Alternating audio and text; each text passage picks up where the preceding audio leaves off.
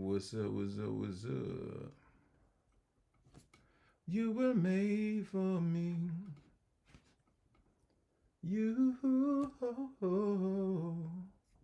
you were made for me. We are live.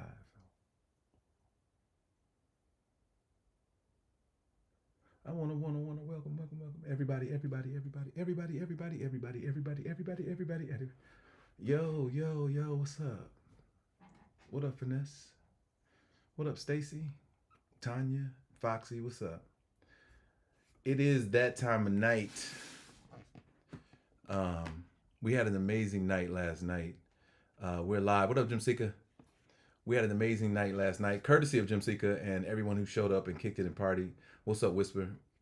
Um, so Wednesday night, man, is Hump Day, and I know how much y'all are looking forward to music, but tonight is a TRXS Now moment. That's right. It's the relationship expert now moment. And what up, Miss Kitchen? Good to see you. What up, Miss Chris? Um, we still do the same things we do before. We tap the screen to run up the likes. We share, you know what I'm saying? We share the live out. If you have a subscription or don't have a subscription, you get a subscription.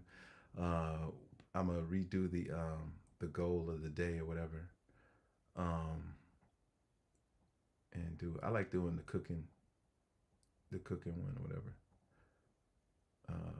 Let him cook. Yeah, I like that because it's kind of like let him do his thing. Let him, you know what I'm saying, chop it up and vibe out. I'm still sweating from the gym. If y'all see me perspiring a little bit, that's what it is. I did have a beautiful day, Clarissa. What's up? Mr. Headshots, I see you. Michelle, I see everybody there. So just so y'all know, I'm on YouTube as well right now. We're live on YouTube. So you guys can join there if you'd like to. It shows a bigger it shows more of the space that I'm in right now. That YouTube is youtube.com/ICGREEN1. What's up, Jersey? And I'm not playing music right now so that we don't get any red flags. We're gonna talk it out. We're gonna talk it out. So, what kind of went on my I'm not on IG. I did not go IG live. I actually could go IG live by going live on my other camera. I used to do that. I used to have two. I used to have my one camera with IG live. You know what? I might do that. Let me see.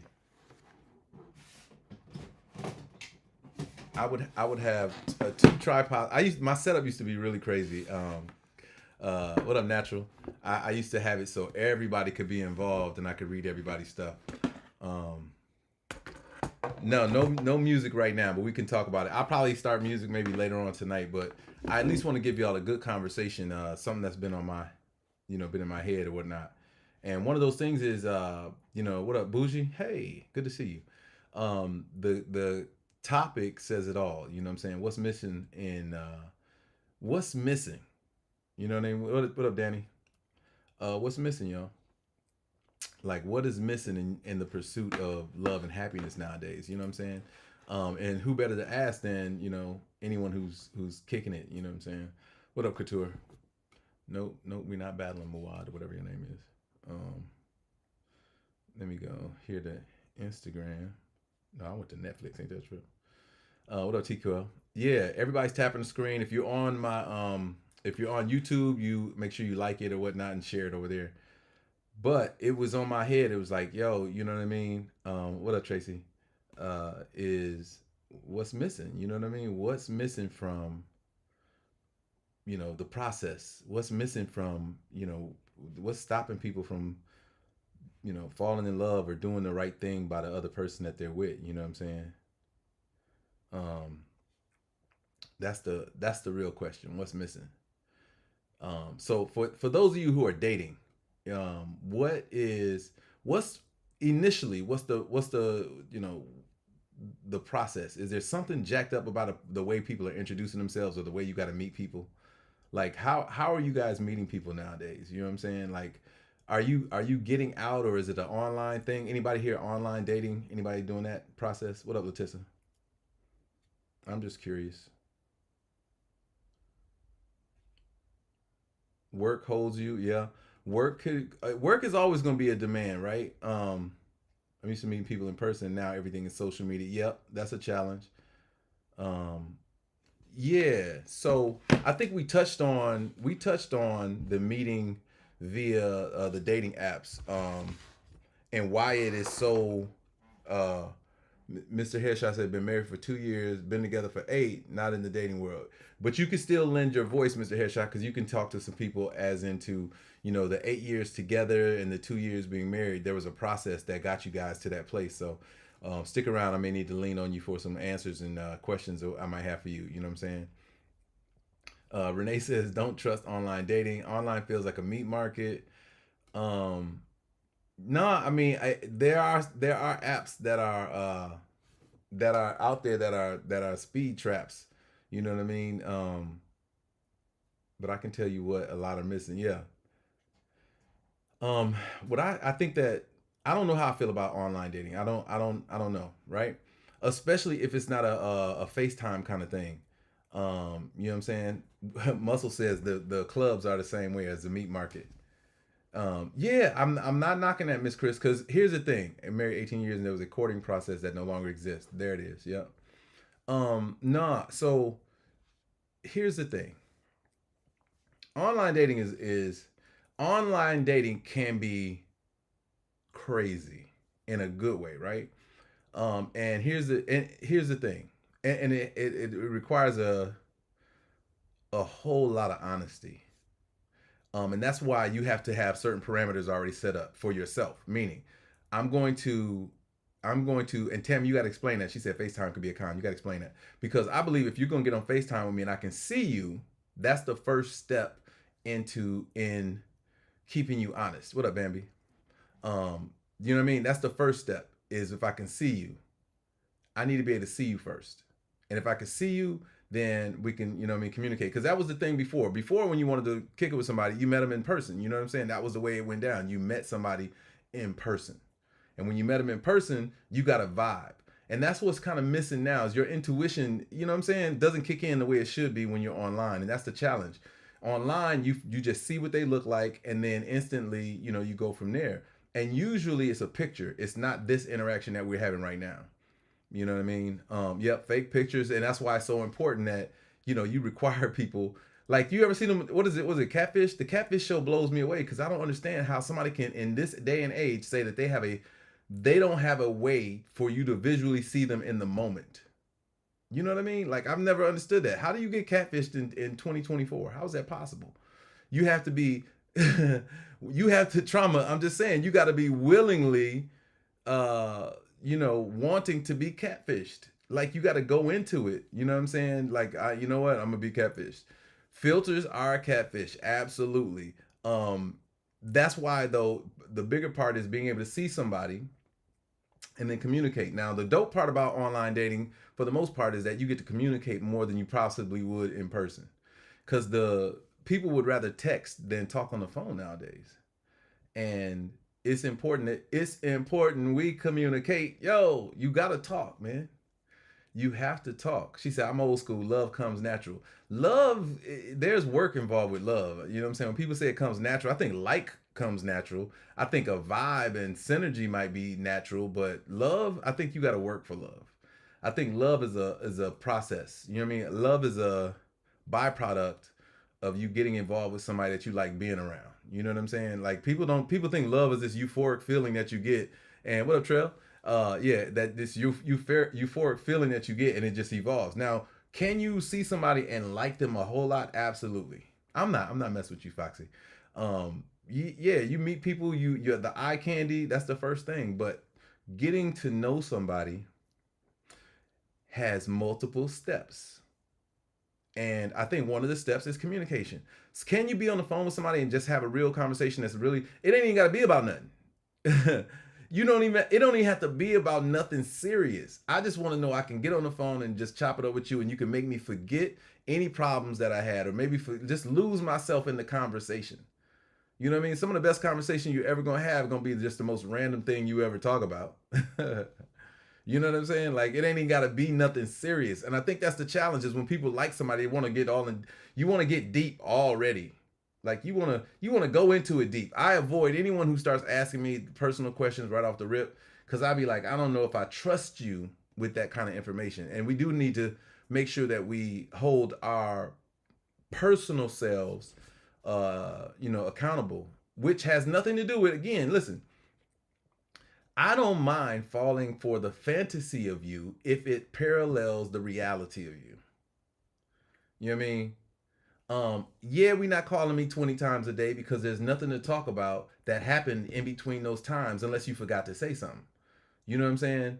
I don't think there's a limit on how often you should call, but I do believe that, I don't want to talk to somebody who don't have a life. You know what I'm saying? When I say that, I mean no one should be so available that you can call somebody 20 times or that they can be available for you 20 times. That's a red flag. No one should have that type of time nor that type of interest to where they're not doing something for themselves that doesn't require us communicating. I think that's one of the benefits of people having jobs. You know what I'm saying? Is that you got to work, so you got to be committed to your job. You know what I'm saying? And that's, some jobs have saved people's relationships that way by not having to over communicate. You know what I mean? Yeah, I don't want to receive a phone call from you 20 times. What up, Sandra? I don't want to receive that many calls from you in a day. I'd rather have, instead of 20 calls a day, let's have one or two really meaningful conversations. And when I say meaningful, please don't think I'm saying that we're talking about, how the earth was created and all that kind of stuff. Meaningful means that I had a good time talking to you. I lost myself in the conversation and I looked forward to talking to you again. There are always going to be things, especially in the beginning, that you can talk about that doesn't require you going deep. And I think that's the challenge with a lot of times. People want to go deep in depth right off the rip, and we're still trying to figure each other out.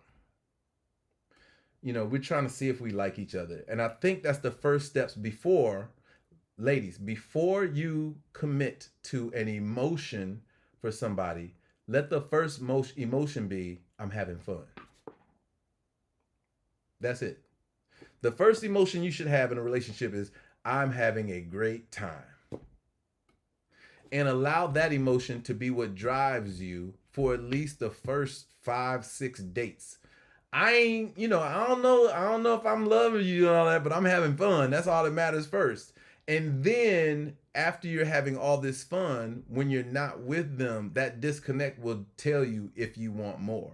Meaning the times that you're not with them is the thing that stirs up, hey, this fun that I'm having is pretty consistent. And that's really the key for it all at the most.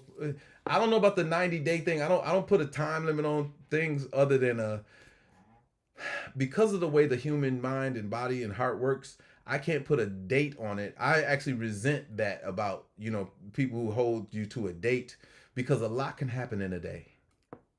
I'm just saying. And I don't put those kind of restraints on life.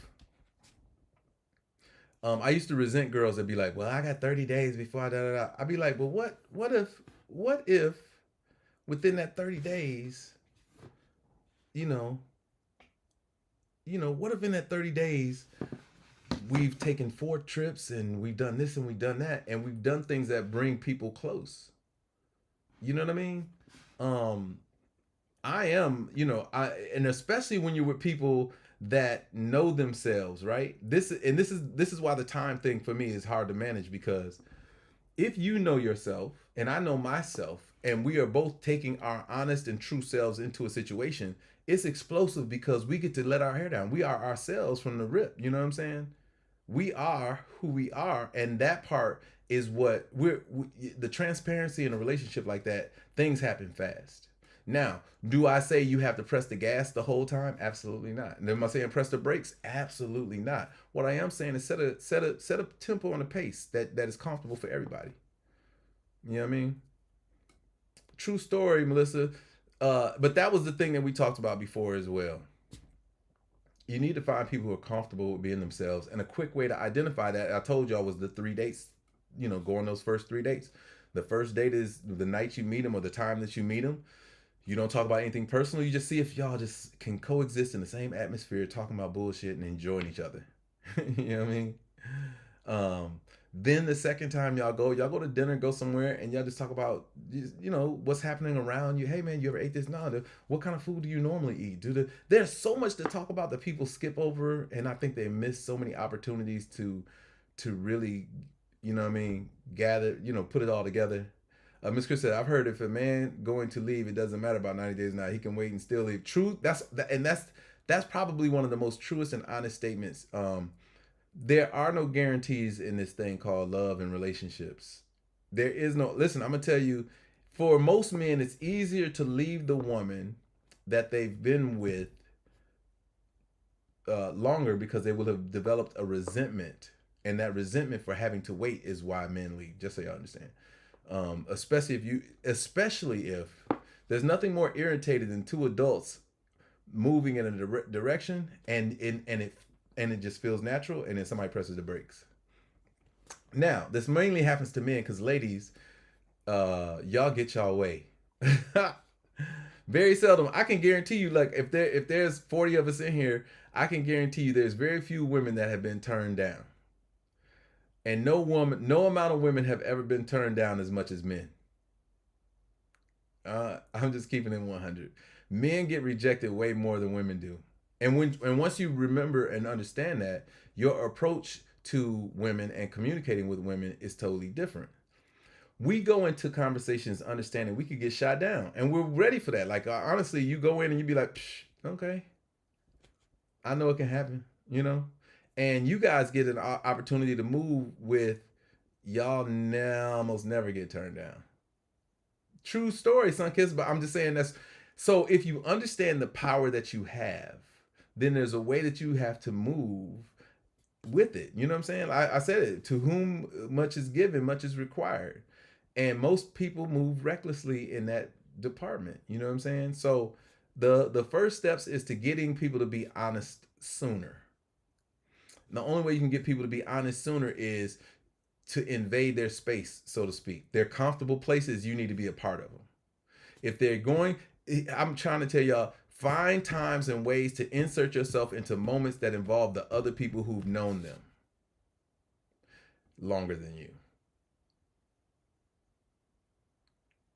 You got to say, hey, when you hanging out with your boys? Oh, cool, man. Is it cool if I come watch the game with y'all? You may not, of course, most of y'all don't care about, football or basketball, but if you do, that's a plus for you. But if you don't, you still got to put yourself in a place to be so that you can understand the dynamic that happens when he's around his friends. Nah, men, the wrong man might be selfish, but ultimately we want to be very unselfish, especially with a woman that we're trying to win over. Most men that are trying to date and keep you are unselfish. If they are selfish, they feel like it's if we're selfish, it's because I don't know. I think in some cases maybe they feel like they have some kind of leverage or something, or I don't know. But most men start off very unselfish, and if a man stops being, if a man starts being selfish in the midst of the relationships, it's because you haven't received his unselfishness the right way, or you took it for granted.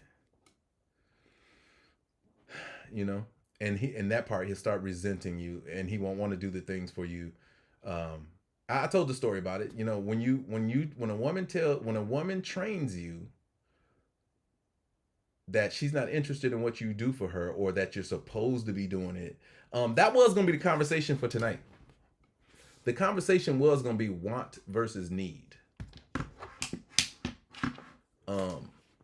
Because a lot of times one of the downfalls in relationships is a person will make a want a need. They will make a want a need. So for instance, a guy buys you flowers every Friday for the first month that you are dating. The 5th week, he doesn't bring you flowers. Your antenna goes off and say, what happened to the flowers? Well, he bought you flowers in the beginning because he wanted to. And it should not have been a requirement, but it was what he was doing because it made you feel good, but it also made him feel good to do it. Then, of course, you say you notice it and you have an issue with it. And then he says, okay, cool. All right, you like it too. I'll do it again. He does the next week and the next week. And then something happens and he forgets or it drops off and you give him more attitude again. Now his want to do for you becomes a necessity for him. And at that point, it takes away his desire. I'm trying to tell y'all how to make sure how to keep your man, or how to make sure that we always desire things for you and with you and about you, than to make it a requirement to now where it doesn't matter what we want. That's right, Jolly. You should always want to be wanted than needed. It's not an expectation. He's just is so here's the thing. Cause just like you say it's an expectation, Melissa, it'll change into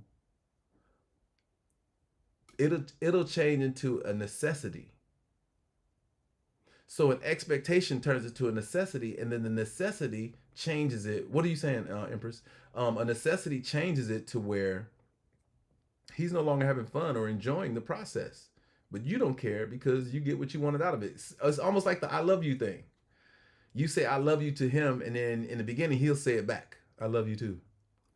And then you just say it so much, and then you expect him to respond every time you say it, and he'd be looking at you like, can I say it when I feel it too, or do I gotta always say it when you say it? Do I gotta be a parrot and do I gotta be a parrot and run it back every time you say it?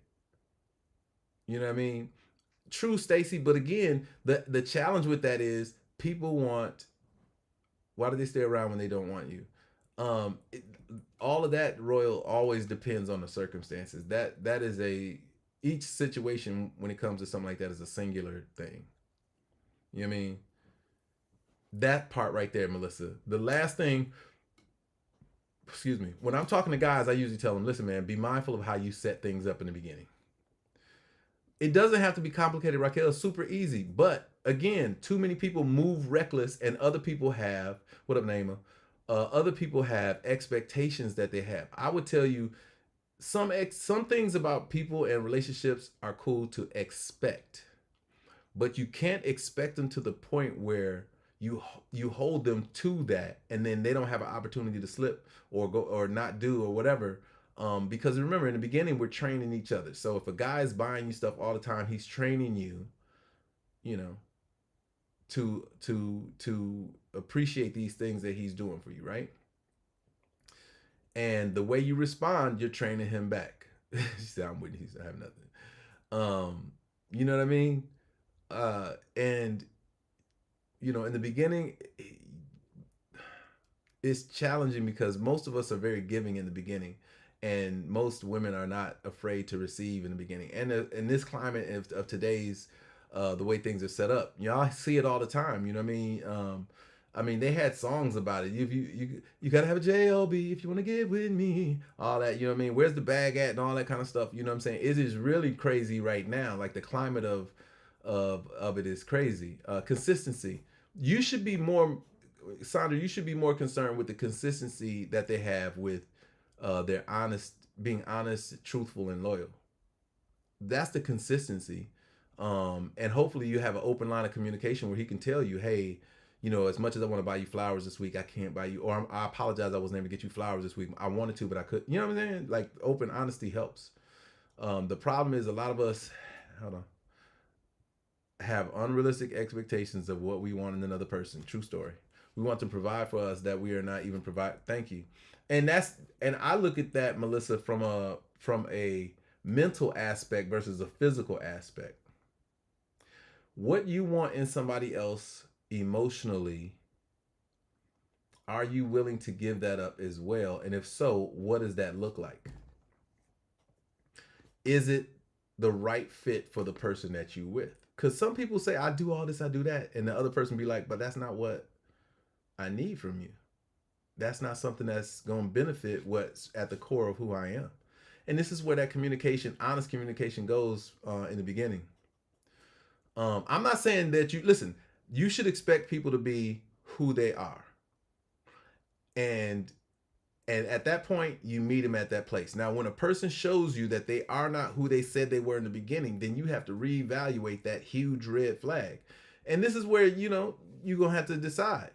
And a lot of people say, I'm going to still hold on to the fantasy of you versus the reality of you. Yeah, I agree with that, Melissa. Um, well, to some degree, right? When I say honesty, I just mean be yourself. What I mean, be who you truly are. The sooner the better.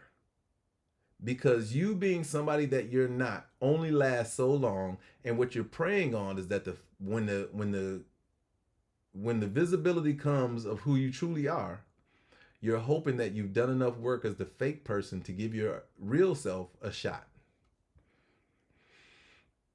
And the truth is, a lot of y'all give them the shot because physically they are who they said they were, but the part that matters most, which is your emotional and mental side of it, they can't give you what you need. And that's the challenge. That's what's up, Taste. That's the greater challenge, right? And honestly, it's just difficult for uh people to be honest for some reason. But I would tell you, listen, nobody's gonna be transparent immediately, Muscle, and I would suggest that you don't do it either. I think everybody should go into these situations with their protective measures up, and it shouldn't cost you anything other than a good time or not. And the only time that you would care is if you're not having a good time. If you're not having a good time, leave. There's no requirement to stay. I tell again the female friends that I have when they tell me about these toxic things they're about to do and these bad choices that they're about to make. I say, I give the warning. I say, look, this dude might be married. You know what I'm saying? Based off of the way he interacted with you, he's not being completely open and honest with you about some things, and the way he moves is like a married dude would move. I tell him, listen, if this is what you're doing, I know I can't stop you. Have the time of your life without getting emotionally involved. That's it. That's the best advice I got for you. You should not entertain any situation that you ain't having fun with. That's it. If you ain't having fun, man, you pull the parachute cord and jump. But that's not the case. A lot of times y'all stay in situations that are they get worse and worse. Your body is listen, giving your body is a small thing in comparison to giving your heart and mind too. You know what I mean? Your heart and mind is the real treasure. It's not your body. Too many similarities in women when it comes to the body. Every woman in this live got the same thing, except when it comes to mentality and mindset and all that. That's the difference. The packaging is all, everybody got a different package, how you look and all that kind of stuff that creates desire or whatnot. But being with a beautiful ugly person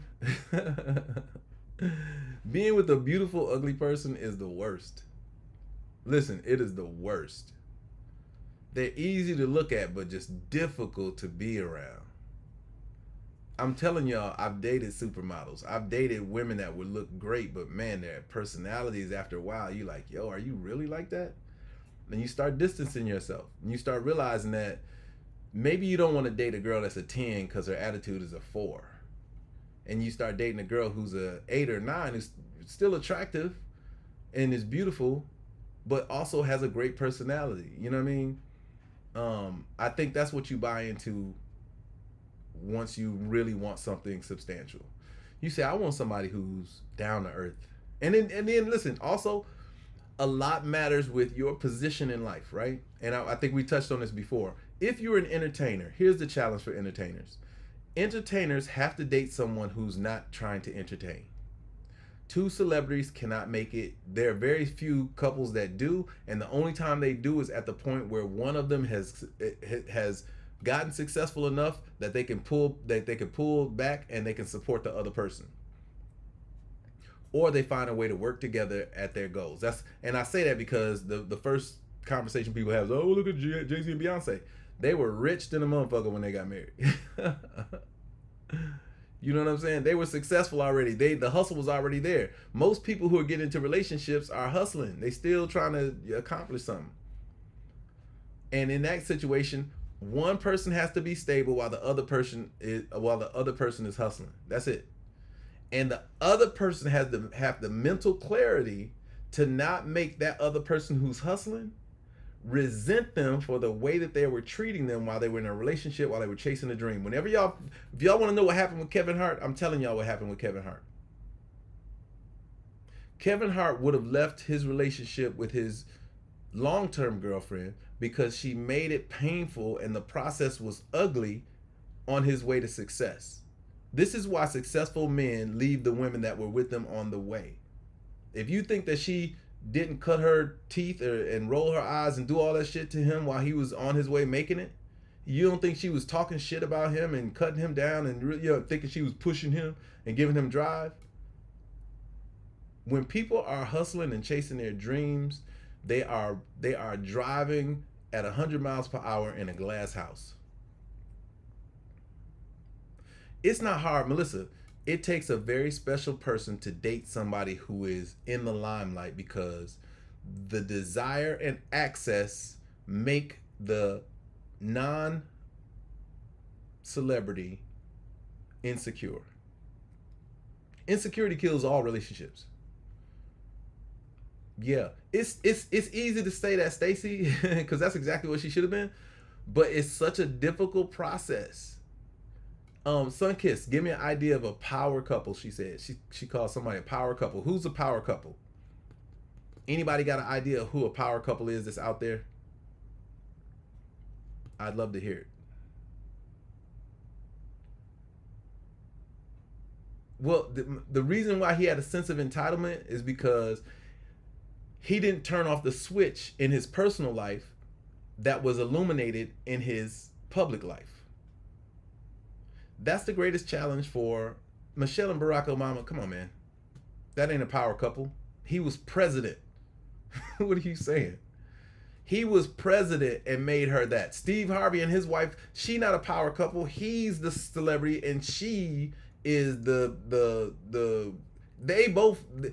You wouldn't have heard of Michelle Obama had what's the name? Not Denzel's wife is in the background. Every last one y'all she said Prince and the Frog. Every last person y'all talking about is in the background, and the only reason why what's the name isn't is because of their relationship. Well, the reason why Sierra and Russell work, Sierra actually put her career on the back burner, if y'all don't remember, when they first met. We can't say Will Smith and Jada because Jada took a back seat to her career for Will. Nelly and Ashanti, they both separated for quite a while. And now they're both doing their thing. But again, they have already reached the pinnacle of their careers at this point. Like Nelly's a superstar, Ashanti's a superstar, but they had already achieved their peak of success without each other. And they were dating at the time. So they were on and off. Jay-Z and Beyonce, they didn't get together when they was, slumming it. Jay-Z was already Jay-Z. Foxy gonna say peaches and herb. That was a different time. At those points, they were working together for their success. None of the people that y'all have named worked together for their success. When Barack Obama was making his charge to be president, she was there, but everybody else he had to be selfish, and he had a crew of people that didn't involve her that were pushing him to his success. She was a soundboard, I'm sure. But he had achieved those positions on his own. I'm trying to tell y'all that that in those layered situations, the success would have already have happened. Typically, those acts like, and Steve ain't with his first wife. The old girl ain't his first wife. When y'all say Steve Harvey, y'all do know that, right? Tina Marie and Rick James was just kicking it. Foxy, you stupid. And I mean that in a good way. That is funny. What's up, Ebony? Yeah, the way it works is you have a celebrity out front and the other person supporting that person. And if y'all remember, Russell Wilson and Sierra didn't start off like that, although Sierra had already achieved a majority of her success and she took a back seat to Russ's career. And this is when he was doing his, this is when he was, really doing it. And then after he won the championship and whatnot, she returned back to her career and he supported her. You know what I'm saying? That is a truly dynamic difference in that. You know what I mean? That would ideally would be how, and that's kind of what the Ashanti and Nelly thing did. They were apart for a little while and supported each other from a distance until, you know what I'm saying? Yeah, it's hard to do that. You can't chase your dream, Melissa, at the same time the other person is chasing their dreams. I don't know if there is a such thing, Miss Chris, as a power couple, right? Every power couple, I think those people are respectively power couples in the way that one person is being supported by the other. But when we talk about two people actively doing their thing, Bill Clinton and his wife at the time couldn't do it because those things happen. She's trying to build her name up in politics, and he already is a name in politics, and it took him falling for her to get up and be in front. It took him going down for his wife to even come up. You know what I mean? Yeah, Steve Harvey, this ain't his first go round. This last chick, the Lori Harvey is not his actual daughter that way. But that's what it is. Now that, Melissa, can happen, right? Melissa said, "You can do you, and someone can be supportive, and they can still be doing their thing." Now that ultimately is the recipe for success. The recipe for success is Denzel bring the money home. He goes out, does the work or whatever, and wifey is building off of, she's taking her knowledge and her education and the money, and she's making it make sense. Ideally. And if the shoe's on the other foot, meaning if she was the star on, if she was Halle Berry and somebody else was Halle Berry's boyfriend or whatever, then you support Halle Berry and you make it make sense when she's out building in front of the camera in the limelight. You got to be making sure you holding stuff down and the business is good, and you're building other businesses on the backside of it to make it all make sense. Because these people have decided to be public and they are owned by the public, meaning they have to go out, smile for the cameras, kiss the babies, and do all those kind of things. Their relationship is unique, Angela Bassett and Courtney Vance, because you don't even know they're together. Sandra, I see you. Welcome to the subscription. I see you. Appreciate the subscribe. We trying to get that subscriber goal met, y'all. We more than halfway there. But yeah, that's you can't be too out in the open celebrities that way, and you don't know they're together until you see them out. Like, you don't think of Courtney Vance and her you don't think of them like that. That's the difference. You can't be. It's challenging for y'all both to be and live the celebrity lifestyle without interruption. You don't think about Melania. You know what I'm saying? You only talk about Melania when it comes to whatever's going on with Donald Trump. Yeah, you didn't know that. Like you don't know who Lawrence Fishburne is married to. You don't know who, you know what I'm saying? Most of y'all didn't know Lil Jon was married. Most of y'all didn't know, you know what I'm saying? Half the celebrities that y'all like are married. You know what I'm saying? I think you did. I'm not sure, Taste. And that's exactly right, Tammy. That's why I be playing those songs like Keep It on the Down Low and None of Your Friends' Business and all that kind of stuff. Because the reality is, in order for a celebrity who has to be public to be successful in life, he has to have a well-guarded personal life. Period. When y'all see all that relationship talk on all these blog sites and all that, that endangers a healthy relationship. Yeah, because ain't that, you know what I'm saying? She does her thing to support him and can be his piece and all that, you know what I mean? Yeah, it's a real thing, because the problems only come, because here's the thing. People who have successful relationships have tailor-made lifestyles. And people who have public relationships are trying to live up to the stigma society has placed on it. So you got to decide. Even the kid that just won the Travis Hunter, that just won the Heisman He basically telling y'all, look, the relationship she and I got, we know what it is. It's when y'all see it out in public, y'all want to make it out to be something else. And now I got to answer to that. I would, if I was them, I'd just be quiet. I'd never communicate about it, because that's what is going to be the downfall. It won't be because of how their relationship is. It'll be how people made them feel about their relationship. This is why you got to be careful. You have to be mindful of that. You have to keep it to yourself. It's challenging. This is why huge celebrities marry non-celebrities, but they court them and date them so that they can see what this celebrity life is and say, listen, I can't give this up because this is what pays the bills. What's up, Charmaine? This is what keeps the lights on, right? You can be a part of it, but you can only be a part of it if you're not threatened by the position that I'm in. Yes, when a female entertainer comes up to me, I'm gonna have to kiss her, hug her, take pictures with her. I'm gonna have to, you know what I'm saying? I'm gonna have to be the showman that I have to be out in public. Can you handle that? You know what I mean?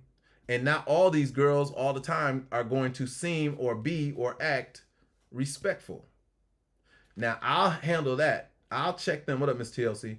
I'll handle that. I'll check them. I'll try to keep them at bay and whatever. And most people do respect it when they know it. Like when I see my brother Usher with Jen, they respect that. Like I've not seen anyone disrespect them.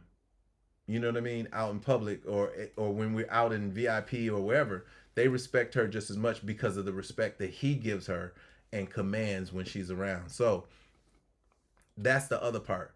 What up, Vetta? That the man has to make sure the woman he's with is protected. And that's kind of what Travis Hunter was trying to do, but I just think he did it the wrong way. Because you got to remember, you are the celebrity and the public owns you. You know what I'm saying? And the public can villainize you or they can celebrate you. And because you are in the limelight, you want them to continue to celebrate you because you want your jersey to sell so you can get bonuses. You want them to come out to your team's contest because, you know what I'm saying? Like there's a very real, I don't want to use the term of like selling of your soul or whatever, but you are officially public property. When you go out in public, you can't be running. They're gonna want autographs. You know what I mean? They try to play her like she didn't want to be there. Yeah, but there's a way to do it, Queen. That's the other challenge. I've seen people try to protect their woman at the detriment of their livelihood. And that's the challenge. You know what I mean? So you have to be savvy about how you do it. But again, you know, we're far down the track. We still got to get y'all still got to figure out who that person is going to be. And a lot of us won't date celebrities or be the celebrity. So let's get back to how you guys meet the man or treat the man or meet the woman or treat the woman that's supposed to be in your life, right? Because a big part of it is going into a relationship with yourself as completely healed from your past as you can be. Being open enough without revealing. So here's the thing. Cause some people are victim of this and they just can't get out of their own way. Depends. Your man might like the way farts smell. I don't want to hear about, I'm just giving y'all a man's perspective. When I meet you, please don't show me all your scars when I meet you. I cannot manage to like you when you're showing me and telling me all your problems. Can't do it. I run. I'm gonna tell y'all straight up. Once I start hearing all them red flags go up and all that trauma, I'd be like, I'm out. The minute I don't even understand why you do it in the beginning, because you know what I mean. The minute I hear those words, I'd be like for you to open up so soon, I start thinking, why me? Why are you telling me all this? And do you tell every man you meet this? And then I start thinking, I understand why you are. I understand why you single in, because I don't care to know any of that. Please make me fall for you before you put me way up in the sky with you before you bring me down to earth. And if you do put me up in the sky about you, maybe I never come down to earth and maybe we can build from there. But some the art the art of taking someone to a place where if they walked off the cliff they would never touch the ground is paramount. You can't be afraid to fly, Renee. You can't be afraid to fly. That's where you want to be at. You want to be in the sky. You don't want your feet to touch the ground. You want to feel the air and, you know what I'm saying, go be all around you. You know what I mean? So I don't want the truth from you immediately. I need the fantasy for a minute, right? And then as I accept the reality of you, I can negotiate that. And if the negotiation has deal breakers in it, I have to be honest with myself and say, that's a little bit too much for me. I can't handle that kind of weight. Yeah, I don't want to hear, I'm really not a fan of that. But I'm strong enough, Patricia, to deal with it. And that's not every man. I am strong enough to hear about your past without carrying it forward with you. But I'll also say, I don't need to know everything. Please. I don't want to know so much that that I'm starting to compare myself to the nigga who lost.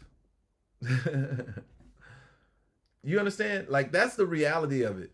If you are discussing your past so much that your present is competing with or feel like he's competing with your past, that's lunacy. I won. There's a line in this movie that I like. If y'all ever seen this movie, it's called The Count of Monte Cristo. I actually bought the book. That's how good the movie is. I bought the book. And he says, the naive guy says, why are you doing this to me? And the guy who's like the young duke or whatever, he said, because you're just a commoner. I shouldn't want to be you. That's how I feel about when somebody tells, you remember the part when he was when they came to get him and they was going to arrest him.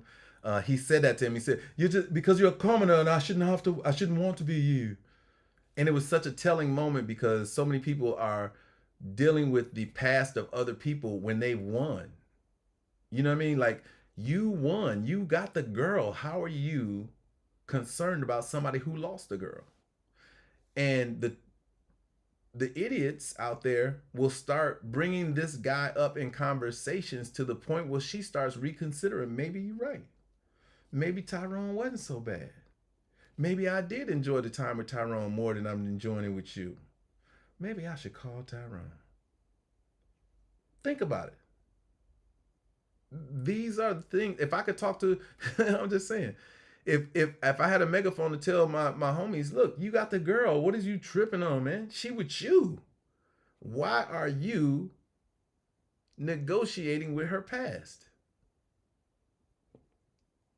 If there's a piece of this conversation that's going to be on YouTube that's worth clipping, that segment about men negotiating with their past, with a woman's past, is probably paramount, because there's no way. You can never win that.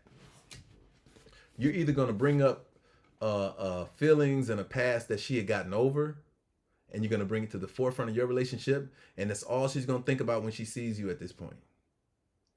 Men do, but not as much. You know what I'm saying? I think men do it quietly, as not to make you feel some kind of way. You know what I mean? The Jim Carrey line that stands out to me is where she's like, "How was it?" And he's like, "I've had better." I think more men, and remember, he had to be on the truth thing to ever say that. I think most men don't have those open thoughts like that. You know what I'm saying? We protect y'all in those ways. Men who care about you protect you in those ways. Men who don't give a shit about you is gonna say, "Did you wasn't all that good, no way." You know what I'm saying? In the heat of the moment, they gonna say some stuff that ain't gonna be cool. You know. Therapy. He married the lady he cheated on me with. So Nisi, when I hear stuff like that, Nisi, God got you out of the way. It was probably the best thing for you. You know what I'm saying? That's one of those things that's unavoidable. That's like when you break up with somebody and they end up getting with somebody else and having a family and all that. You got to say, it wasn't for me. You know what I mean? It wasn't for me. And you got to accept that. If they're happy, you should be wishing them happiness, that and knowing that you're in a better spot, that you're not in the mix no more. Because he would have just been thinking about her and treating you some kind of way, resenting you. Um, yeah, yeah. So Nisi, that's one of those. He got caught slipping, and now he got to live with it. You know what I'm saying? As he should. Um, you know, it's one of those things, man. Yeah, we ain't good, but we still good. That's funnier, copays. It's challenging. It is challenging, but again, I think that you either trust yourself moving at the speed that you move at, or you decide to set a speed that's comfortable for you, but also keeping in consideration the person that you're with. Relationships, the root word of relationships is relating. And, we like to say we have things in common, but we don't relate to one another. We don't talk about relating to one another enough and what that really means for the outcome of a relationship. Tastefully said, with that being said, when you're not in the mix anymore, depending on what you went through to leave, the relationship could almost torture you in the future with mentalness. Um, yeah, I think there's a such thing as trauma. I get it, taste. It's more trauma if you're not the one who decided to leave the relationship. And unfortunately, at some point uh, you have to look at the bigger picture and understand that maybe it was never meant to be anyway, and you have dodged a bullet. I think that'd be the thing that is the most craziest thing, though, is when people break up, they don't look at it like, whew, I got something better out there for me. You know what I'm saying? Especially when the other person is cheated, I think you start questioning yourself and not understanding you were probably doing all the right things that you were supposed to do for you, and that's what made listen. I can't tell you that you have any involvement with somebody else's cheating. I don't think any of you are ever responsible for that. I think it's always the person who does it. They already was gonna do it. You know what I'm saying? They were already. That was already the person that they were, and I can't say that you can identify that in a person. I can't say that. You'd have to know how that individual moves. You know what I'm saying? And again, this is the thing about knowing the friends and the community that they keep, the company that they keep. Um, are they the type of friends that are going to hold him accountable? You know, it's important that you have friends that mirror some of the ideas and processes that you want. If you are in a relationship, but your man or you hang out with all single folk, then you are already challenging, uh, you know, how they are going to move when they're not with you. You know, yeah. That's always a foundation. Nisi said, "Get right with God, love yourself, and keep pushing." Um, I would include develop yourself further in strengthening yourself, and of course you do that through your faith and whatnot. But you also have to, man. I run into this conversation with the girls that I know, and I say, could you identify what you wanted if it was in front of you? Because a lot of times you have an emotional and social thing that you want from somebody that doesn't align itself with the physical thing that you want from somebody. I've had a girl tell me, like, he was everything, but he was a little overweight, or he was too small, or he didn't work out, or he didn't do it. I'd be like, but he was cool. He made you laugh, and he was down and all. Okay, okay. And this is where, when we started this conversation talking about online dating, this is kind of where that takes over. I'm glad you're better tastefully. Yeah. Online dating, you end up falling for the person you communicate with, which is so much more powerful than your eyes, although your eyes play a role in it. You're not going to communicate with somebody whose profile picture doesn't look appealing to you. You know what I mean? And this is the dance that you have out there when, out here dating. You know what I mean? But you got to know what you want. Like, I think that's one of the biggest questions I ask is do you know what does it look like when you have what you want? What does it look like? Like, what does it look like? And then I would tell y'all to write it down. I tell each one of y'all to write down what does, that's too general. When you say peace, or when you say, all those one word things, is way bigger than that. Like, it's way bigger than somebody say, I just want peace. Well, you can get peace, but you can get peace with somebody you ain't attracted to. You know what I'm saying? You can get peace with, you can get all calm, happy, and sad. All that stuff is so. God has the most funniest sense of humor. And I'm gonna tell y'all, I've experienced God's sense of humor. I asked for it. I did it. I was like, God, I just want a bad chick with a big booty, you know what I'm saying, who's fun to be around. I got that. And so much more. She was weird as I don't know what. She just, you know what I'm saying, reckless as I don't know what, you know what I'm saying? I got so much more than what I asked for. Because we don't sit down and think about, gotta give you what you want. And then some. Just to show you, you have no idea how this works. Oh man, it's funny. A lot of y'all have gotten what y'all wanted, but he added that sauce to it, and you was like, Lord, I ain't asked for all this. And it didn't, and you was like, oh man, I wasn't ready. You know what I mean?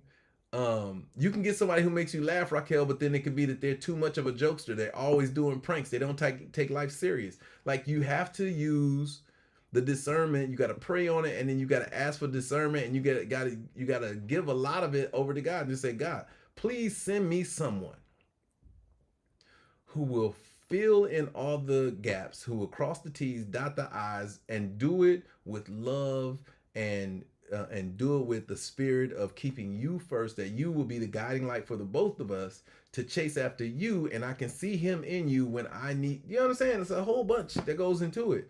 And then you should have mentors in your life that reflect what you want in your relationship.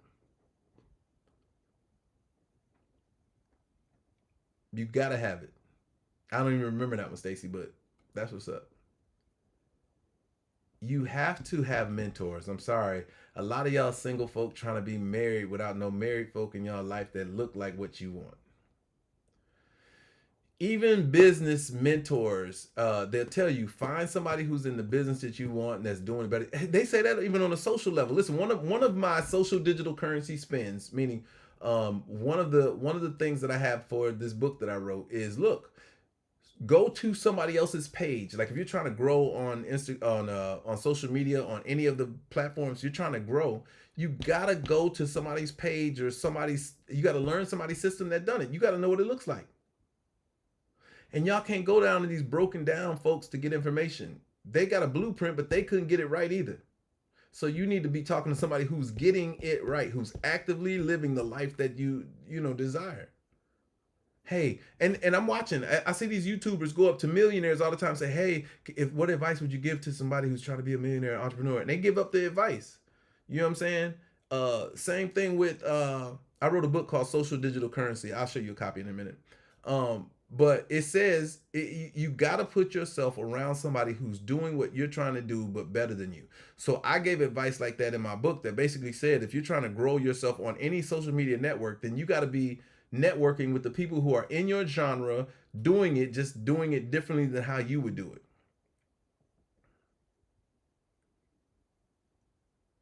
And then you have to move. And if you're trying to grow, then what you do is, because you know what you're talking about, because you have a different approach, or you're saying some things that they've left out, now you go into their comment section and you be the resource for the people that they're not responding to. I'm telling you how to grow. It's the same way. Yeah, relationships are absolutely intent and effort have to go into what you want. I don't care what it is. Intent, effort, consistency, and commitment. You got to decide. Now, you got to make great choices along the way, but you have to be a person who makes great choices. You know what I mean? You got to become a person who makes great choices. That takes time. That takes making enough mistakes that you can trust your first response. Some people are afraid to get off the bench and get in the game because they don't want to be hurt again. But that hurt is peeling off the layers to help you become the person that you're trying to be. You're recycling yourself every time you do it. You're becoming more of who you need to be, not only for yourself, but for whomever's going to enter into your life. And you get to a point where you're like, you know what? I can see it. I can feel it. I know what I'm, I can feel it. Like, my discernment is so crazy. And it's been like, I can't even tell you when I picked up on this. I just know that my discernment has been with me for a while. So when I move and I interact, I know people be like, who do you think he is? Because I move through crowds at my own, you know what I'm saying, with my own thing going on. I'm not worried about everybody else. And I'm led. I'm not afraid to be led. You know what I mean? There's just things that take me to a place that I found success, that I found a solution. You know what I mean? But you gotta, I think it's because I failed a lot. You know what I mean? I've been through it. I failed a lot at so many different things. I've stood by my decisions and I've decided to learn from them, but also make sure that every lesson was a blessing. And you have to know how to look at the challenges that are in front of you. You got to know how to look at the mistakes as not mistakes. The quickest lesson I can tell you is the one we just had previously. When I played that record, I thought it was a bad thing. It turned out to be something bigger than what this platform is about. We are not smart enough to not make the mistakes so that we can learn from them. Listen, you think you're doing something by not dating. You think you're doing something by not doing these different things. You're actually harming yourself. You have to, if you want to be in a relationship, you need to keep relating. That's it. You have to keep relating if you're trying to get into a relationship. I'm sorry. The tragedy is in the relating, you don't pay attention to the lessons you're being taught in doing it. Maybe you were too open. Maybe you were too unselfish. Maybe you were too giving. Maybe you allowed somebody to take and not give. Maybe you didn't ask for, or maybe you didn't stand on reciprocity. Maybe you didn't, you know what I'm saying? Like, you gonna learn. Oh, you gonna learn. Because you're going to get tired of getting played. You're going to get tired of being hurt. You're going to get tired of, but you can't stop because there's something that you want. And if you truly want what you want, then you understand that these are just challenges and hurdles that you're capable of getting over and through. But you got to learn you got to learn you got to learn how these things and what these things mean to you. It feels daunting, and because when you don't extract what's in it for you. That's the part that's going to be always going to be the thing that manages to compromise you wanting to do it more. It's going to be, anytime, Clarissa, it's going to be because you're not extracting you're going to keep doing through the same thing until you get the lesson. That's how it works. Every time you build that same machine, if you don't put the right screws in it, it's always going to fail the same way. Well, that's a reflection of what you are putting out there, Renee. Renee said, what's wrong when you attract the same type of men? Well, it's like if I turn on ESPN, I'm gonna see sports all day. It's what are you broadcasting? I know if I turn on ESPN, I'm gonna be watching them with other people who like ESPN. What are you broadcasting? And it takes some accountability. It takes some looking at yourself to say, what am I doing? That is repeatedly, you know what I'm saying? Like, what am I doing that every time I walk out of the house, these dogs start chasing me? Is it the perfume that I'm wearing? Is it what is it? You know what I'm saying? And when you adjust it, take note of it. Oh, this type of person, or where are you meeting these same type of men? Because usually these type of men hang out at these same type of places. You know what I'm saying? So those are the things to evaluate when you talk about repetition in terms of your social network. Well, I know that if I go to a skating rink, I'm liable to meet people who like to skate. Let me go, and if I don't want somebody who likes to skate, or maybe I do want somebody who likes to skate, but not at the forefront of their conversation, let me go to the grocery store and meet somebody. Let me, if I want to meet if you want to meet a handyman, where should you go? This is an easy one, y'all. If you want to meet a handyman, where should you go? Two places ring off the top of the dome right now, but two places, where should you go? If you try, there's one, Jim Seeker, she said Lowe's. Where's the other place? Sunkiss said Lowe's, and there you go, Jim Seeker, with the second place, Home Depot. You don't the fact that you're attracting these people and you're attracting them the way that you are, it means that you don't know what building you're in. You keep opening up the same door and it keep taking you to the same building with the same type of people. It could be even a different door, but the same type of people in there. So you're in the same building, but you haven't left that building yet. So you got to change where you are seen, you know, that part. You know what I'm saying? Like, and people will tell you, listen, I know, listen, again, I have a network of female friends that are so interesting. I wish I've been trying to get them. I'd be like, listen, y'all need to come. I need to have y'all on my show just to talk. I need to do a real like talk show where I can communicate with y'all and y'all can tell. I live vicariously through them with their stories and stuff, helping them out because it's the most crazy experiences as a being single in Atlanta. Y'all have no idea. Um, but but how you date, where you go, you know what I mean? I'm not saying, listen, church has, I won't call them sick people, but some of the greatest manipulators are in church. And they have the manipulation tool of choice, one of the greatest manipulation tools, which is religion and the Bible. And they have you're already in a place where the conversation is primed and ready, you know, and you believe that meeting someone in church, that you're going to meet someone with high moral standards, but you forget the church is where sinners go to.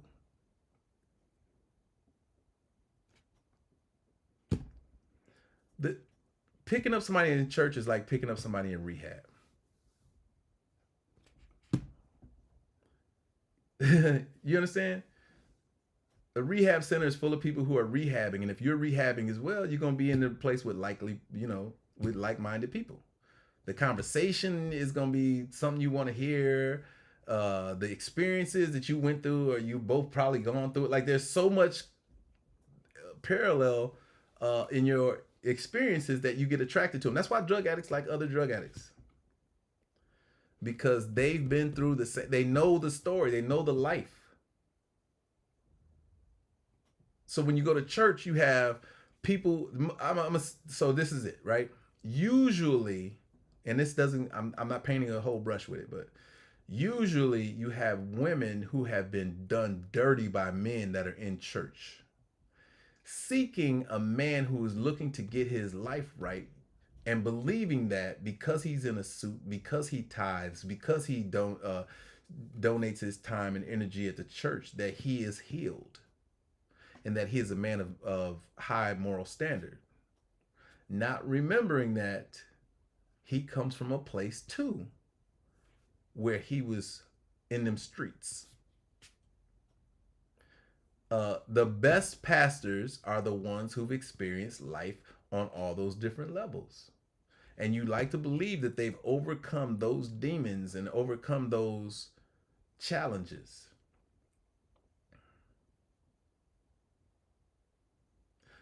But the truth of it is, people in church wear masks as well. A lot of people in church are in pain, they're still healing, and they want to give off this impression as if they got it all figured out. As if I'm good. I'm the whole man that you looking for. You know what I'm saying? And then as you date, you start realizing there is so much missing in this individual, and that they're interpret the biggest one is their interpretation of the word is crazy. And you don't find that out until you've reached this place and this point. You know what I'm saying? Yeah. They say they've been born again, and you say born again into what? And how have you been born again? And what does that mean? You know what I mean?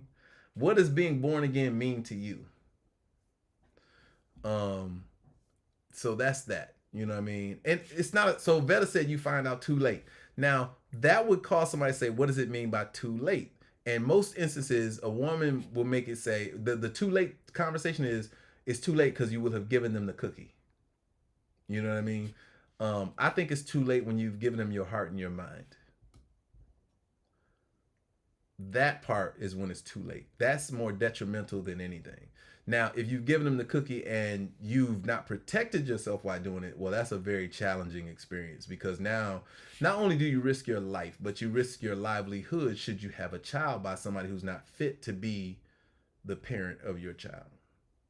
So we talk about, you know what I'm saying, those consequences that go along with it. You know what I'm saying? And that, I think people don't pay attention to that until it's too late. Like, people don't pay attention to the real consequences of their actions until they're really, really huge consequences. You know? That's why we have this the society we live in right now is a society of living in hindsight. You know? There's so many women that said, man, I wish I had done I should have man, I wish I had took that left at Albuquerque. I wish I pumped the brakes. You would have had all the answers. I think if there was advice to give anybody, is just trust yourself, man. Believe the answer that you get off the rip. It's usually the right answer, and it's usually the one that's gonna keep you out of trouble. That first thing that pop in your head, man, usually be right in the mug. What up, broski? That first answer, that first thing that happens, I trust my first instinct. I promise you I do. Now, in the beginning, that first instinct wasn't aligned right, so I go through all kind of drama. You know what I'm saying? I'd experience all kind of crazy stuff. Um, but I wouldn't take any of it back because it's what's cultivated me into the person that I am. You realize that later, though. You don't know it while you're in the midst of it. You know what I'm saying? Like, while you're going through it, you know what I mean? You would be like, I wish I could have avoided this. But again, if you are somebody who understands that these experiences are to strengthen you and not tear you down, and to make you a stronger person, because life continues to deal heavy weights to you, you need to be able to lift them when they come. So, and as I'm saying this to y'all, I am also processing. You know what I'm saying? I'm this year has been full of heavy lifting, and I'm still trying to pick some of it up. You know what I'm saying? Like, it's a process that we all can. It's You're going to always continue going through it, and that's part. I get it. It's part of it. You know, and so the part that matters the most is, you find a way through it. You find a process that works for you. You know what I'm saying? Nobody else can kind of lead you to it. The therapy and all that kind of stuff, I admit, I think it helps. You know what I'm saying? But ultimately, you can only go to therapy when you are willing to accept the conversation that you're going to have while in therapy. Going to therapy before you willing to take the advice, to try to try the methods of doing any of that kind of stuff, is a waste of your time and theirs. You know what I mean? I realize that. You know what I'm saying? That when you're going to seek outside help, you have to be willing to accept outside help. Period. Don't come to me for advice if you got it figured out. Just do what you're gonna do, and then learn the lesson that's in it. Doing it your way. I would literally just loathe giving somebody. I can only do it a couple times, right? I can only give you advice once or twice, and watch you not take it, and then go through what you're going through, and then say, "No, I'm not the one. I'm not the person you listen to. So I'm gonna sit this one out. No, don't come to me with it. I'm watching this one. I got my popcorn. You just tell me about it, because that's the best way for you to learn clearly. Is the best way for you to learn is not to know another way, but to just go and do it your way. I got my popcorn. I'll be sitting here waiting to hear the advice. I want to hear what happened. How'd it go? That's me. That's me. Hey, how'd it go? Okay, yeah. No, I wouldn't have done that, but you don't listen to me, so I can't. I don't want to be the one. I don't even want to give you my opinion, and then you don't take it, and then you take your own advice, which you clearly haven't thought through, and you go through what you're going through with Evelyn. Yeah, you just wanted to know my opinion. You weren't asking for my opinion, you were asking for permission. I'd rather you just do what you was gonna do anyway. Leave me out of it. You know? Leave me out of it. But I also understand that we can't be a crutch for people. We have to let people do it their way, and that's the way that they grow. Good friends and good family and good listeners are people who will allow people to say, to vent. But I have a criteria. You all might benefit from this as well. You all have, like I have, friends that always want to talk to you about their problems. Well, the only way you get to tell me about your problem is if you tell me about something good prior to talking about your problem. You can't unload and vent to me until you said something funny, something positive, something that's going to lead into me being up a couple notches before your whatever you're going through brings me down a couple notches. You got to lift me up. I'm telling you. You got to listen. You're going to have to make some changes and some requirements from people. And so this is another thing, just so you understand. One of the biggest and dope things that you're going to ever experience in dating is that person who excuse me, one of the good things to see right away is you can tell what kind of person they are when you go through something. For instance, you go to a restaurant and all the things aren't how they should be. I'm a person who kind of gives a lot of grace. I'm cool, man. As long as I get my food, you know what I'm saying? If it takes a little while, I'll come and talk to somebody and say, hey, we've been sitting here for a little bit. Can y'all, figure it out? But if the other person like, this is that, I'd be like, yo, relax. We good. Are you that hungry? If so, you should have said something. We could have done something different. But this experience right now, your personality and attitude is messing up the experience for me. That's a choice. And if you're choosing to, and that's a super red flag, y'all better watch, pay attention to that. You know what I'm saying? Pay attention to how people communicate in those situations that are momentary. Do they make those moments last forever? Do you leave the restaurant and they're still complaining about it? We done with that. Like, we so far from that. But there are people who the only way they can communicate with you is by extending the negative experience. So you have to be mindful of that. Like, the bigger picture is Foxy, stupid.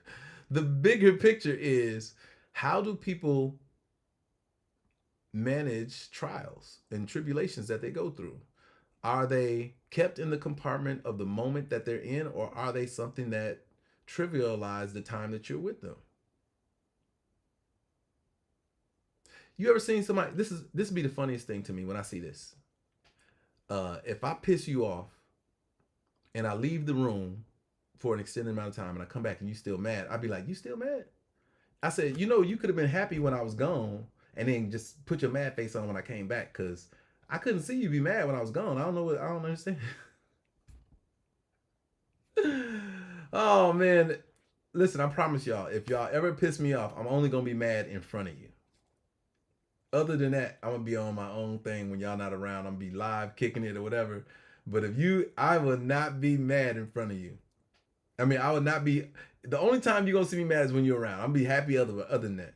Especially if I'm, you know what I'm saying? To me, that's kind of how it should be. You know what I'm saying? Like, I am not Like I don't understand people who, when the problem is over, you're still mad. I don't get it. And a lot of times, some people, you're dating people like that. People who hold on to things because they need that negative experience to drive their social experience with you. Some people need issues and problems just to be able to communicate. When you're in a relationship with somebody who works a 9 to 5 and they always come home complaining, you have to stop them and say, we can't talk about your job. I need you to take your job off the social spectrum when you walk in the house. Let's do things that are going to change that experience you had at work, because this ain't work no more. And then after you've come down to earth and you enjoying life again, we can have a candid conversation about your work. That's your job, though. That's your job as the person who doesn't have the problem, to not allow them to make it a problem in your presence. A hug is a good way to diffuse people. Absolutely. And you got to hit them with it off guard, though. Right when they start telling, come here, come here, just come here for a second, and then hold them longer than they expect you to hold them. That's the one. Now, if they complain and start pushing away, you have to say, why would you hold on to the problem longer than you would hold on to me, who's not a problem, who's loving on you? Fix it.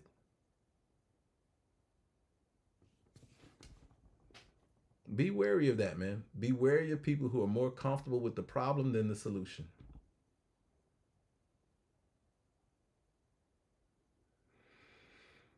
Be very mindful of people who are more comfortable with the problem than the solution on every level of your relating.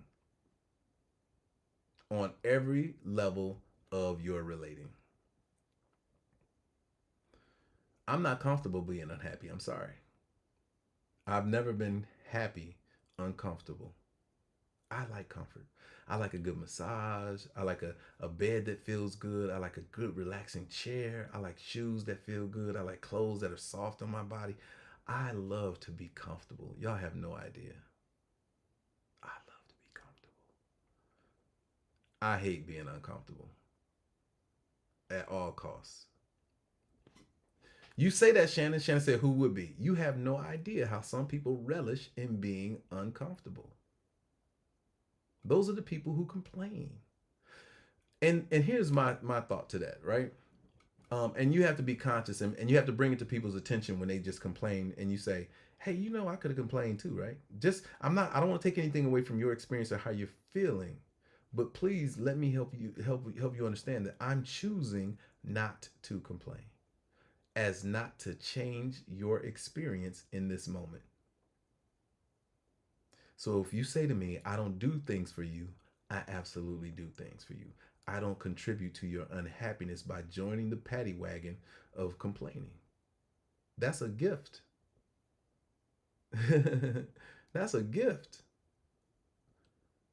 People don't understand when you're doing something for them unless they see you doing something for them. But there's a lot of things that you do for people that are more about how you respond and react, or the lack of your response or reaction.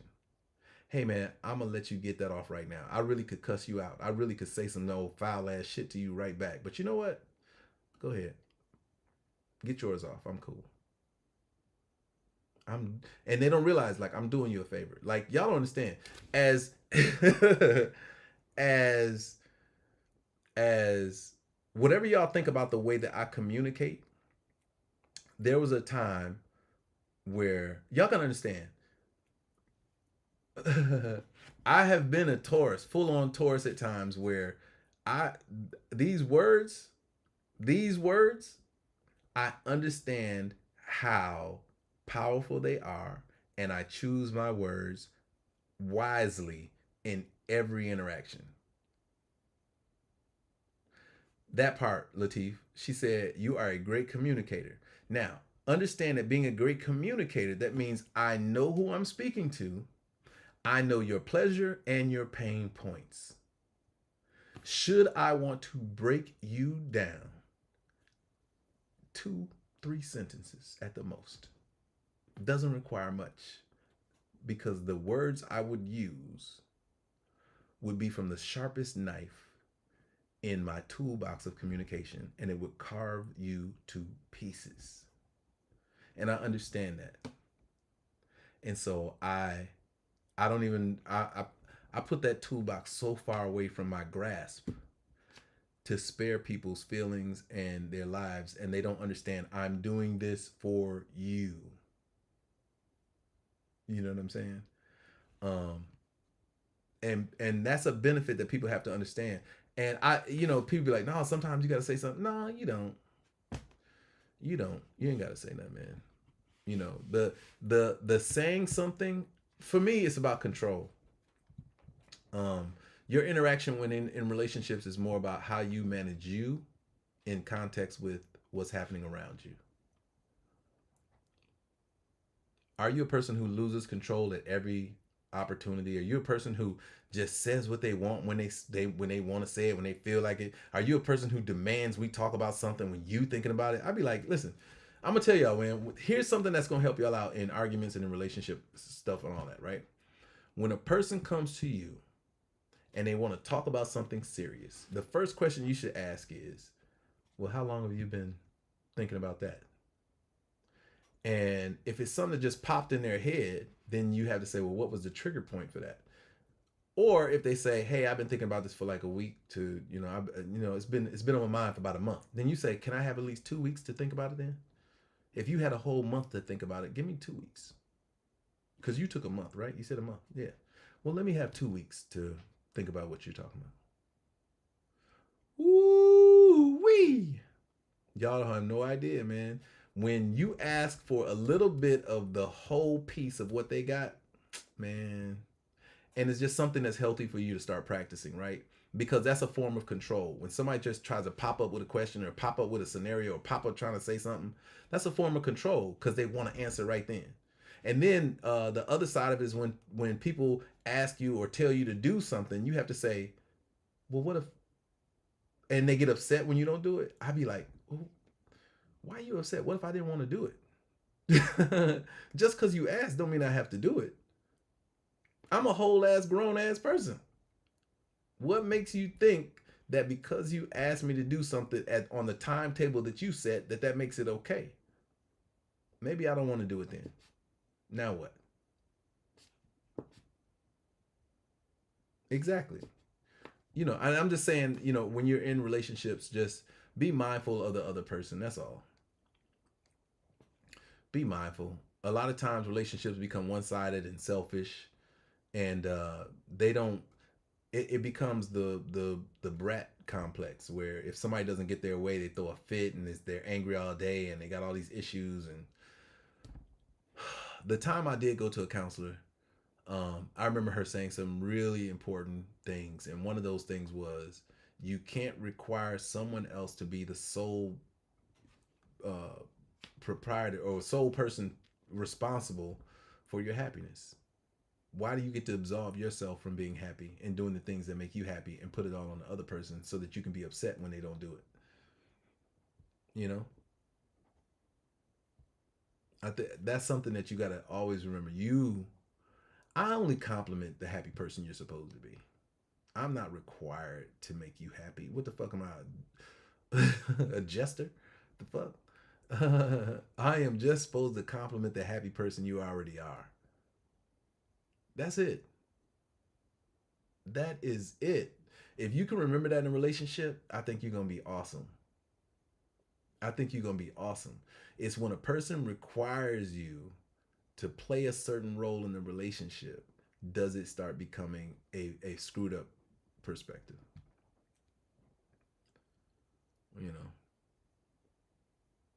that's the part. That's the part for me that is paramount. But you shouldn't be, Charlena, because as a beautiful, happy, person who knows themselves, there's no time that you should ever be comfortable in that. We're not designed to be that way. Like honestly, I'm gonna be real with y'all. We are not designed to be alone.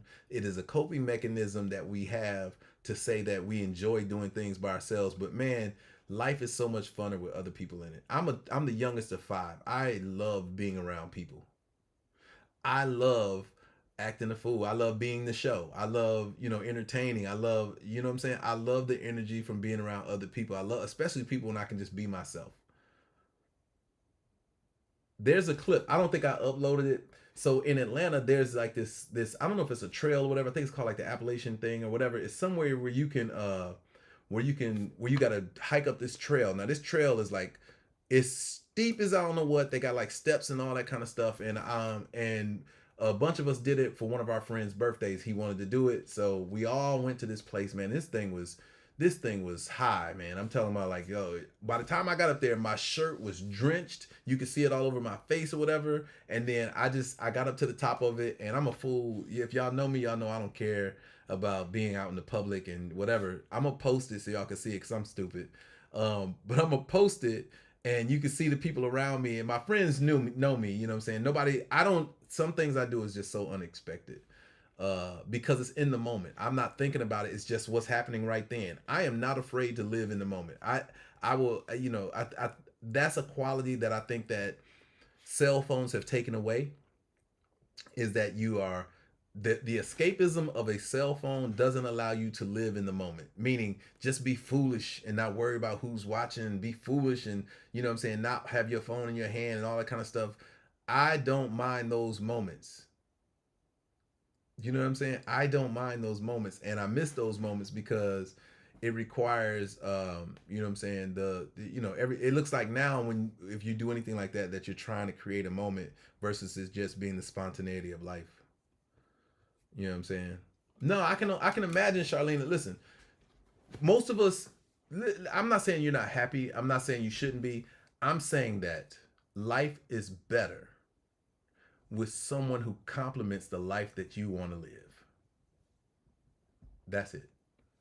Life is so much fun when you're with people who enjoy life. Life is fun when it's about people who just say, "Listen, man, let's create some dope memories."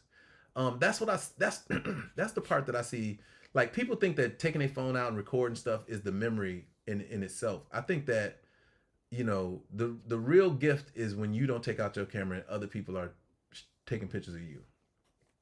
That's why you guys very rarely see me post about stuff because I'm usually trying to enjoy it. If and whether you see me enjoy it or not doesn't take away from my experience. You just would have had to have been there. You know what I'm saying? I think that's one of the things that's cool about as you gain notoriety and that other people want to memorialize your moments and you don't have to worry about it as much. Uh, that part I think is exciting in itself. I've always been the person just because I'm good at videography and photography, I enjoy capturing those moments. And that was one of the things I told Ush when we went on tour. I was like, bro, I got to take my camera because life goes so fast on the road that I don't want to miss a thing. Like I don't want to have this 3 month period in my life where I don't remember what happened. You know what I'm saying? I don't want that experience. And so I took my camera and I caught a lot of footage, and it's a lot of footage y'all have never seen and probably never will see. Uh, but I've always felt like I'm supposed to be in front of the camera. You know what I mean? I've always felt like, yo, I'm supposed to be in front of the camera, but because I'm qualified to be behind it, I don't have a problem I don't have a problem supporting. You know what I'm saying? Like I think that's the issue. That's the selfishness of being a real artist, I think. The selfishness of an artist is always wanting to be supported and never supporting others. Some of your greatest entertainers are really selfish people. And I get it. They've earned the right to be that selfish because they are the ones that are under constant scrutiny. I get it. Um, and they relish in it. You know what I mean? They accept it. Not realizing that you could effectively adjust that experience by empowering your friends. You know what I'm saying? You don't have to be the only one responsible for the experience that other people are trying to get out of you or from you. And that's a hard conversation to have with people when everybody supports whatever their goal is. So true story. But that's the way, Evelyn. That's the way they say you're supposed to set it up. Smart millionaires, billionaires, celebrities surround themselves with people who are more qualified than they are. They just have an innate quality that attracts many people, and that's why they're in front. You know what I mean? That's the realest thing I can tell you.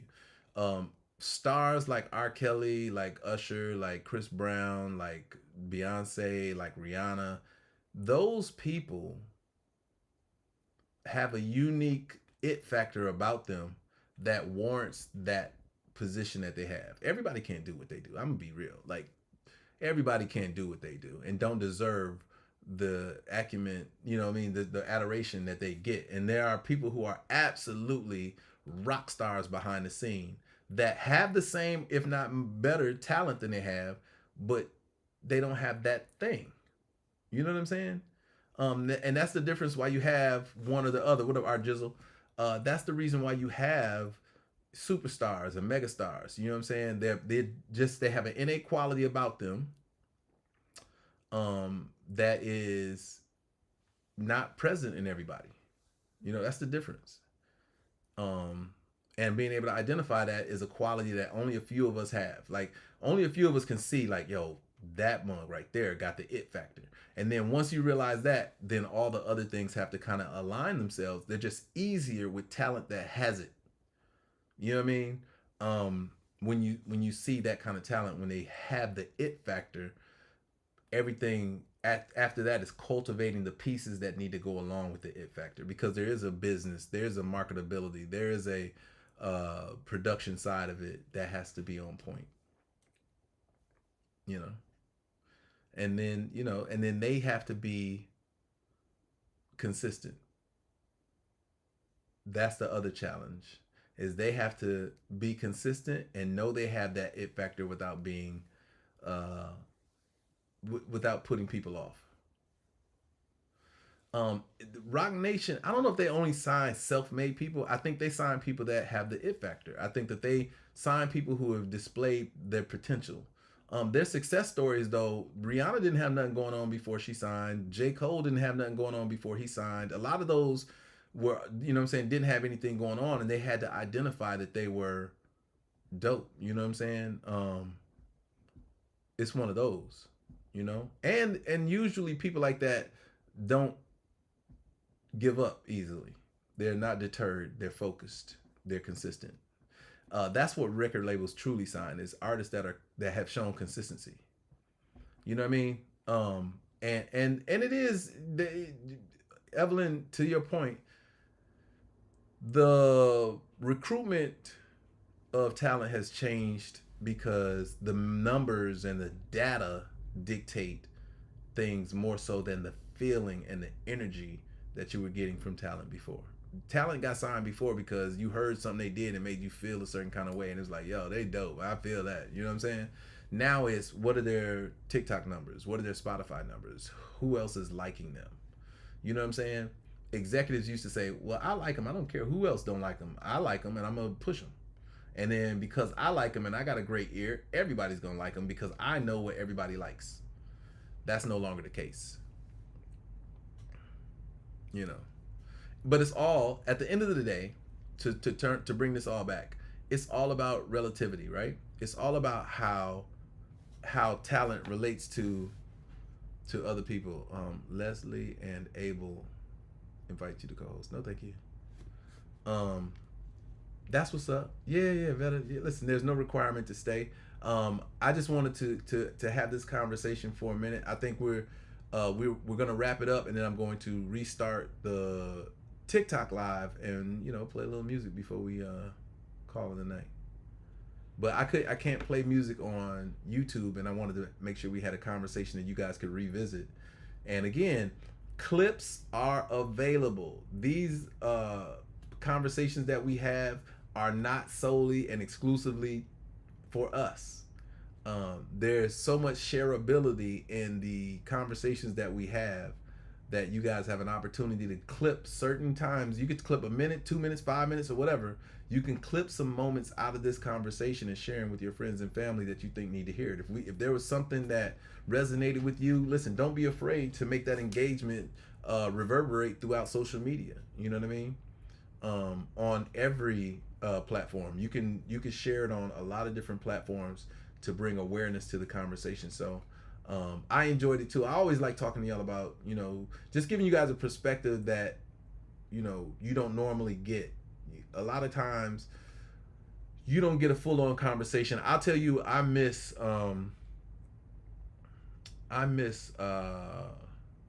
what's the guy's name that used to be on here really being straight no chase. His name escapes me right now. Wore the glasses, very, always talking about a high value man when women want a high value man. What's his name? I know y'all know it. He I don't even know. Listen, I don't believe that he just passed away. I think that something nefarious happened to him, because there's no way, you know what I'm saying? He was primed in position to y'all know who I'm talking about. He be on the split screen. Nah, black guy. Stop it, Foxy. What is his name? Y'all used to hate him. Kevin, what's his last name? Kevin Samuels? Was it Kevin Samuels? No, it's not Sanders. It's Samuels. Yeah. I liked his conversation, man, and maybe we'll revisit that in our next relationship conversation, because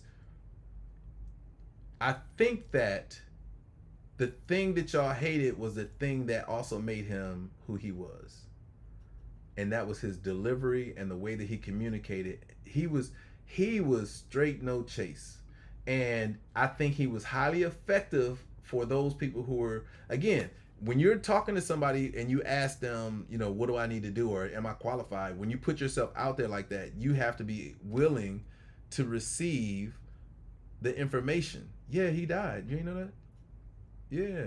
I forget the circumstances. They seem very sketchy. The circumstances seem very sketchy. Now, I want y'all to understand something. There is a document that says that there will be no Black Messiah. It still exists in the FBI archives. J. Edgar Hoover was the one who put it in effect. But I believe wholeheartedly, when you have a influential Black man, whether it be rap, whether it be social commentary, or like Kevin Samuels, who is pushing the needle to making people adjust, change, get better, or be healthier, that again, it says there will be no Black Messiah, and his passing was real different. That's the reason why the Black Panthers met their demise. It's the reason why Martin Luther King met his demise. Same thing with Malcolm X. Is because of this narrative. If y'all type it in on a Google search whenever you get some free time, just type in "there will be no Black Messiah," then it'll pull it up. Yep, Dr. Sebi, like, it'll pull it up. Any person that rises to prominence that can actually change.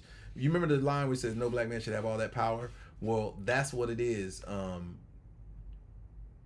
I felt like he had that kind of control, and he was blowing up, changing the narrative about how Black women looked at themselves and checking themselves, because what he knows is what I know, is the healthier the Black woman is, the stronger and healthier the Black man is.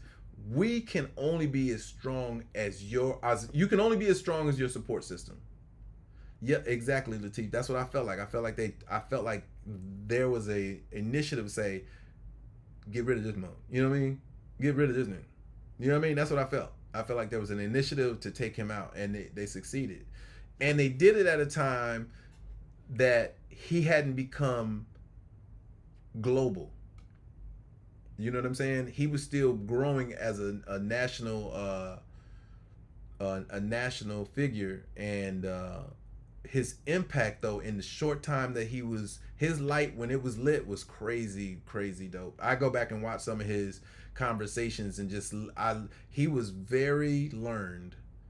Like, when I tell you, he knew he had it figured out. He's like, "Well, how tall are you? You're 5'6" and you weigh 183 pounds and da da da. You got two kids.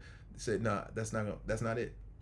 You know what I mean? And he challenged people to adjust and change and to rethink what this narrative is that we have out here. And that's all I think. That I don't want to be an influencer. I want to be a thought provoker. That's it. I just want to be a thought provoker. You just type it in on Google, on your on YouTube, Kevin Samuels. All you'll see all of this stuff. But I don't want to be an influencer. I just want to be a thought provoker. That's it.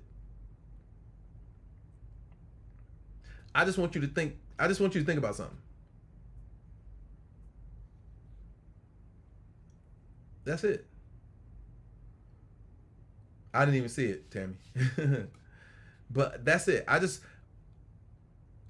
want you to think about something differently. And I think that we accomplish that every time that we have these relationship conversations. I give you guys an opportunity to hear a conversation from somebody who's thought these things through. You know what I'm saying? Yep. They said from high blood pressure. Come on, man. Come on, man. Somebody spiked something. That's what I believe. But anyway, so we're gonna stop the live on YouTube first. You guys on YouTube, thanks for being there. If you haven't already liked it, make sure you hit the like button over there on YouTube. And I'm gonna stop that live, and you guys can. It'll be posted on YouTube under TRXSNow. It'll be on my page, but it'll say TRXSNow Conversation.